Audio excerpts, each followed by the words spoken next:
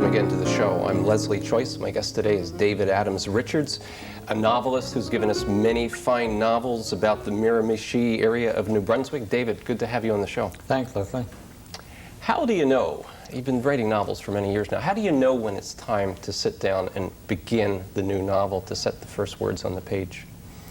Well, usually it's after a tour. It's after, you know, I've been around the country doing a tour for a previous book, and I can get back into my study. That's, you know, that's about as genuine an answer I can give. I have to have time to sit down and do it. I do have an idea for another novel. I won't be able to start it for at least 2 or 3 months because I'll be traveling. Now that wasn't always the way. I mean, there were times when I didn't do a tour. There were times when my first few books earned $200. I had lots of ideas then, and lots of things to write, and I was pretty well always at something, more or less, whether it was a collection of short stories or essays or a novel. Always anxious to get on with the next project. Well, I've always worked that way, and as long as I'm working, I may as well stick at it. And I tend, when I'm writing, to work every day. I mean, I tend to sit down and go from point A to point B in a novel. I might work 2 hours some days and 6 hours the next day, but I try to always do something during the day. Now, you're the guy who's won all the awards and things like that. When you sit down to start the new book, or while you're in the middle of it, are you a confident writer? Do you feel like you know what you're doing? I'm a confident writer. Yeah, I know what's going on in the book, and that's good to do. So, okay, yeah. The professional. Which comes first for you, the characters or that great thing the English professors and teachers call the theme? Well, I don't know about my themes, and maybe I only have one, but it's generally the characters. I mean, characters come before anything else. I mean, I've worked on my plots over the last few years, if you can call them that. You know, so the storyline is sharper, and I have things I desperately want to say in the books, but if they're not being said by the characters, they're not going to be said because it's the characters that are most important. Now, I read all those reviews that your publisher sends out, and often you seem to mystify the folks in Toronto. You know, he's always reading about the outsiders, the down and out, the disadvantaged. Do you think of it that way when you sit down to create your characters? No, not at all. But I will give them this. I've always written about outsiders.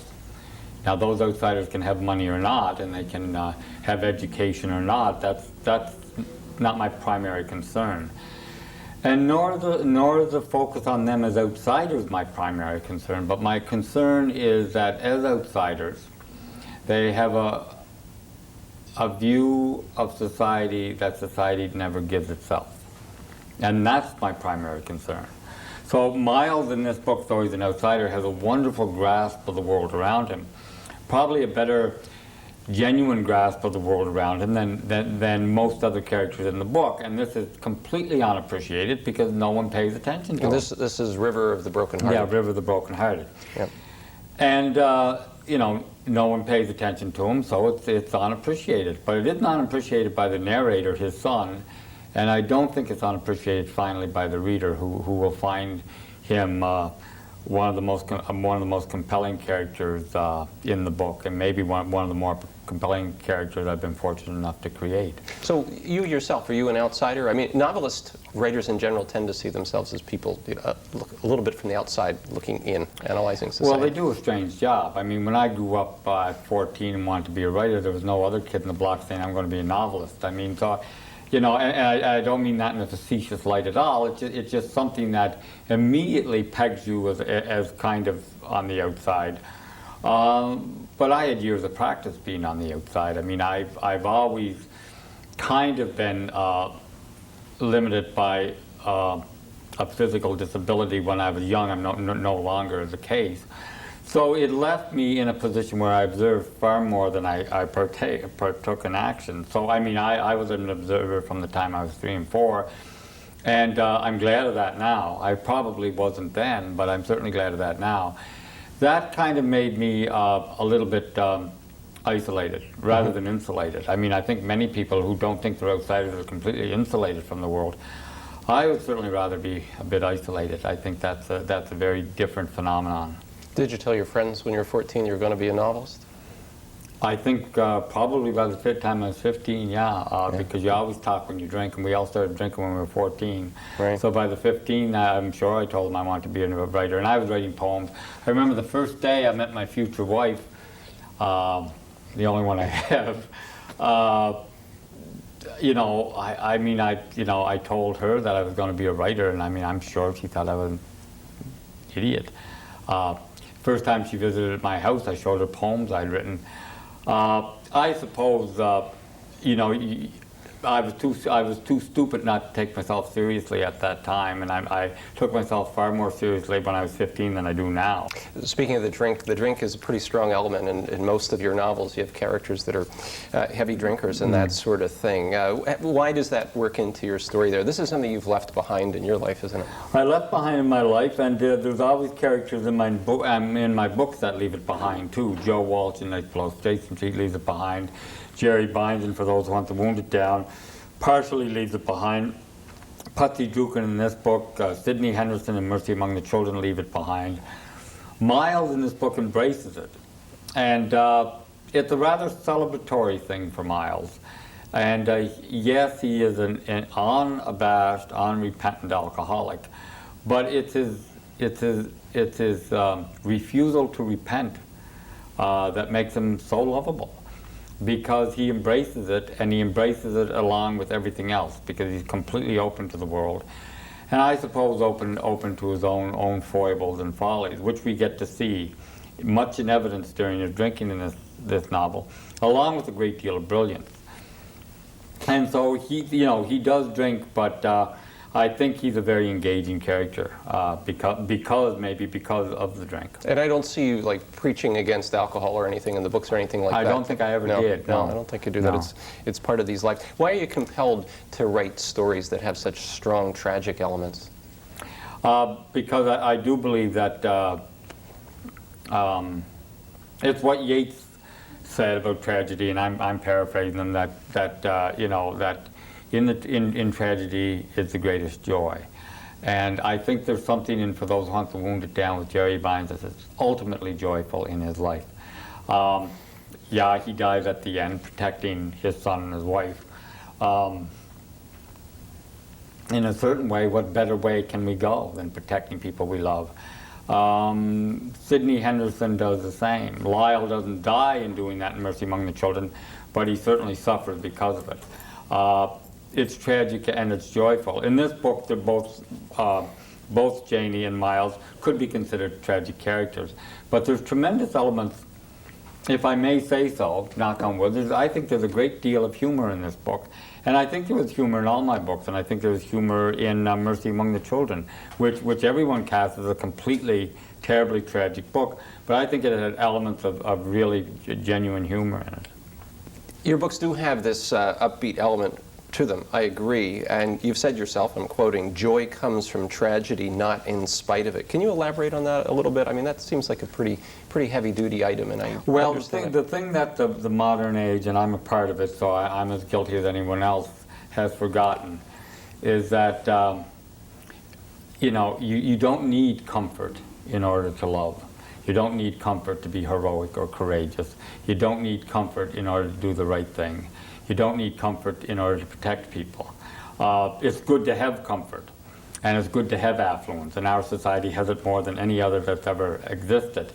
The problem with that is sometimes it gets in the way of genuine emotion and genuine courage and genuine protection. Sometimes it gets in the way. I'm not saying it always does. And in the cases of, for instance, in River of the Brokenhearted, Janie is at her best when she doesn't have comfort. When the comfort of the house and the theater are going to be taken from her because of a foreclosed mortgage by people who would love to see her being done in because they can own the business. She does things that are ultimately courageous, and she does them not for herself so much, although she is a very willful, matriarchal woman, but she does them for her son and daughter. and she does them in spite of the clamor of the crowd, who say to her, if you don't do this, we will make sure you are comfortable. Yes. And at that moment is not only her greatest joy, but her greatest victory. And it comes on the precipice of tragedy. And I think that's a good thing to examine, and that's why I've examined it. We're going to take a break right now, and I'll be back with my guest, David Adams Richards, right after this.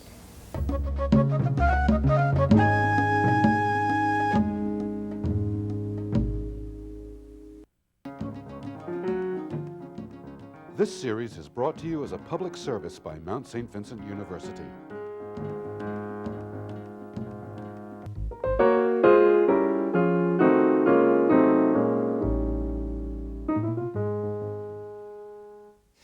And we're back. My guest is David Adams Richards today, and we're talking about his book, River the Brokenhearted, among other things. And you've got some nasty characters in your book. You know, people who are mean, and you really build that strongly into these folks that are mean and nasty people. Is this a bit of the way that you see the world? Yeah, but you see, it depends on how nasty and mean I see them. I mean, I see them as I see Joey Elias as a businessman, and completely what he thinks of himself as being a completely rather ruthless but pragmatic businessman. That's how he looks upon himself, and this is how the society of the time looks upon him. So he uses a few insincerities. He says that Janie, propositioned him, which isn't true. He said he's doing it for her, which isn't true. He says he's doing it for her children. He elicits the help of her father for his grandchildren. All of this is a practice, as the Globe and Mail said, which is not only prevalent on the Miramichi, but prevalent on Bay Street in Toronto. So I don't think I'm telling any untruth here. And also, it's not so much what he does that influences the perception of the reader, but what becomes of what he does, and what becomes of Joey Ellis because of what he does. And at the end is Joey's remorse and perhaps redemption over atonement because of what he does. Now, it isn't full atonement, and it isn't full anything, but there is a moment of true pathos at the end of Joey Ellis's life where he realized that he spent all this life in trifles, and it could have been so much more glorious. And he realizes that because Patsy Dukan, the woman he most abused and beat and hounded, tells him that. And she also is strong enough to forgive him for it. I think that's the moment where readers get to see Joey Ellis. It isn't when he's conniving against Janie, they get to see that side of him. But it's at the last of his life when he wishes he hadn't connived against Janie that people get to see the Joey Ellis that might have been. That's where the element of his pathos and tragedy is, and that's what the story builds toward. So in books like River the Brokenhearted that we're talking about here, the nasty people are sometimes punished for bad things they do, but I see good people being punished for being good too. Yeah, well, the thing about it is that the whole idea that it doesn't rain on the good, only the bad, or vice versa, is a pretty simplistic view of the philosophy of the world. Some of the greatest people I know have died at 36 of breast cancer, leaving their husband and 5 children. That's tragic, that's bad, that happens, and these people were wonderful. Right. So that happens. But the thing about it is that bad things happen to Janie, yeah, and it's how she deals with them. Bad things happen to Miles, and it's his courage and resilience in dealing with them that I examine. I do not examine the exterior force of occurrence so much as I tried, at least in my own fumbling way, to examine the interior man and woman. That's what the novel's about, the interior, not the exterior. Right. Now, does the writing itself bring you pain or joy, or both? Both. Yeah. Do you feel the pain in your characters while you're writing about the suffering? Well, I suppose I do, but then we've already discussed how much I think they're suffering. But yeah, when Percy died in Mercy Among the Children, that was probably hard to write about. And when Ellie died in Mercy, that was hard to write about too. When the Budgie bird dies in this story, that was hard to write about because he was Miles' only friend, this Budgie that he had taught how to sip gin with and took around on walks. So yeah, I mean, death is always painful. And there's, you know, the thing is that, you know, Miles was not allowed to play the piano in this novel because his mother wanted him to take over the business. So he learns how to play the mouth organ. And at the last of his life, he takes out the mouth organ and he plays it to a group of children. He gets the audience he wanted from 1930. That's exactly what happened to my father. My father was a virtuoso on the mouth organ. His mother didn't want him to play the piano because she was afraid she would lose him to the world of music as her own husband was a concert pianist. And she wanted him to take over the business. Who knows her reasoning for this, but she was a pretty strong-willed woman. My father learned to play the mouth organ, and he was a fabulous mouth organ player. The day before he died, he played it in the hospital he was at, and people gathered around from all over the floor. He had the audience he could have had in 1930. Those are victories. I'm telling you, those are victories, you know. Now, when you went to UNB, how did you change? This must have been a very pivotal time for you, being around other writers like Alden Nolan who were there and the other group in Fredericton. Yeah, it was a great time for me. Not initially. I went to St. Thomas University, and I didn't know any. I hadn't met any other writers, and I went there, and there was a group called the Tuesday Night Group, and I got involved in that for a while, and through them I met people like Fred Cogswell, Bob Gibbs, Alden Nolan, Ken Thompson was there in the Bowers, and yeah, so that's when I knew that I could write about my own particular place and time and kind of make it interesting to other people, and that was a good feeling. Could you tell me just a little bit about Alden Nolan?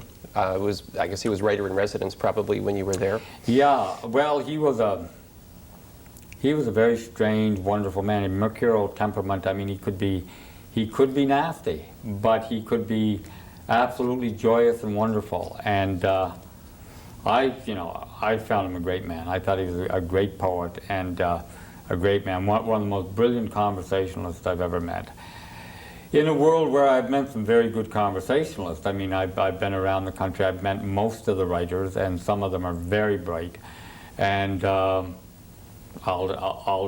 didn't take a backseat to any of them, ever. Did he know you were going to be a writer? Did he talk to you about that? Yeah, but we never talked about our own writing. We always talked about other writers, and we never talked about their books, except to say we loved them or hated them. We talked about the writers themselves. Because it was a kind of struggle. We were both in. He is an older man, and me as a young pup.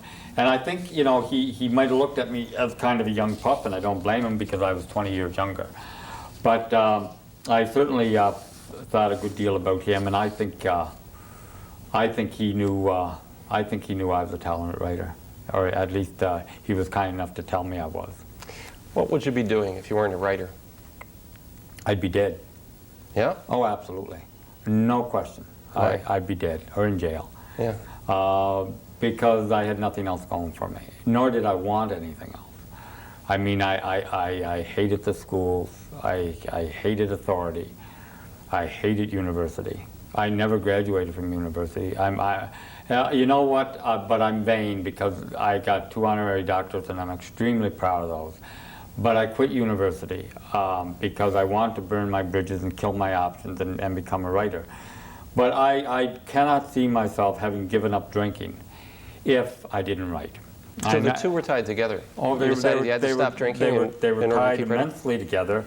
But I don't think if it wasn't for my wanting to complete another book, I don't think I would have given up writing, and I couldn't see myself living past 40 the way I was drinking.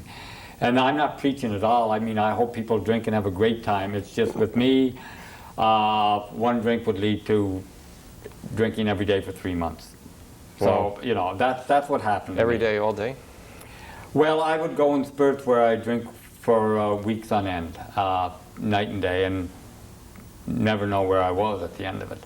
Which is fine. I mean, that's what happened to me. It doesn't happen to other people. It didn't happen to, well, it happened to a few other people I know, but it didn't happen to everyone. And some people have a great time with drinking. And, you know, I have my friends who drink all the time, and that's great.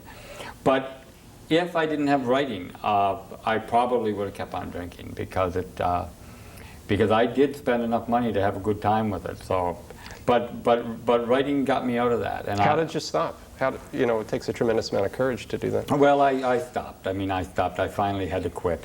I finally had to quit because I couldn't handle it. So I quit. So. You did it. Somebody dragged you to an AA meeting, didn't I read that somewhere? At one time, yeah. Yeah. And you didn't particularly like that. Pardon me? You didn't particularly like that meeting. No, but I realized why he did it, and I realized why they were there. So, and that's a good thing too. So yeah, and there's, you know, I'm not. My book is filled with people who drink and don't drink, and I'm not ashamed of it at all. I mean, if I was, I wouldn't be a writer. Why write if you're not going to write the truth? You know, or at least try to. Yeah. My guest today is David Adams Richards. We're going to take a short break and be back right after this.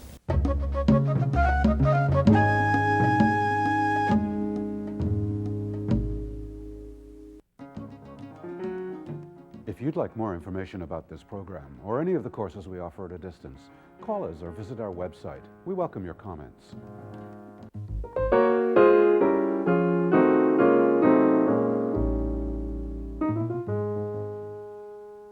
My guest today has been David Adams Richards, and we've been focusing a bit on his novel called River of the Brokenhearted, but a little bit everything about his long career as a novelist. David, let's go back to that joy and tragedy element that seems really central to your writing, and even, you know, just some things about human nature.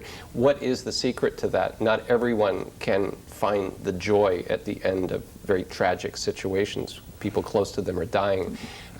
Some people are beaten down by all of those things. I think a lot of people are. Yeah. I think tons of people are, and it's kind of a thing. It's you know, books, as Sam Johnson said, are not to instruct people, but to encourage and remind people. And that's all my books are doing, is reminding us that there may be there's the possibility of joy here. Maybe there's a possibility of a victory and defeat, and you know, maybe if you read this can encourage you that it's there. And I mean, I'm no guru, I don't know, but I mean, I believe this. That doesn't mean I like tragedy to happen to me. It doesn't mean that I, you know, want to see terrible tragedy to happen to friends or loved ones of mine. Neither does anyone. But, you know, there are moments in that where I do see you know, positive things happening. And I think Janie McCleary in this novel is absolutely indicative of that. Because if you can be Janie McCleary sitting in a bank manager's room who are telling you that they're going to foreclose on your mortgage in a week, and you're an illiterate woman of 26 years old, and the whole town is saying that you shouldn't be running a theater because you should be home with your kids. And you go out of that business, out of that bank, and you say, damn them, to hell with them, I'm going to go and try. And thinking that, you know, she must be thinking herself that she's probably a lunatic to do this, and succeed, then that is snatching victory from the defeat, but it's also the element of joy and tragedy at the end of it. You know, the survivors in my world, I mean, when I look at the survivors, aren't people like Janie. I mean, Janie rolls the dice on a gamble. In this novel, being able to swim across the river so the men on the bridge trying to stop her won't see her. And going to the Catholic houses on the river, which she knows doesn't have any money, to ask them for money to pay for her mortgage. When she gets to the other side of the river, she turns in a completely different direction on the spur of the moment. The bishop says to Janie at this point in the novel, "You will never find happiness in this life, Janie." And Janie turned to him and said, "Then I will not look for it." David, I thank you for that. We all have rivers that we have to swim. Thank you. Good. And thanks for watching our show. I'm Leslie Choyce. I'll see you again next time.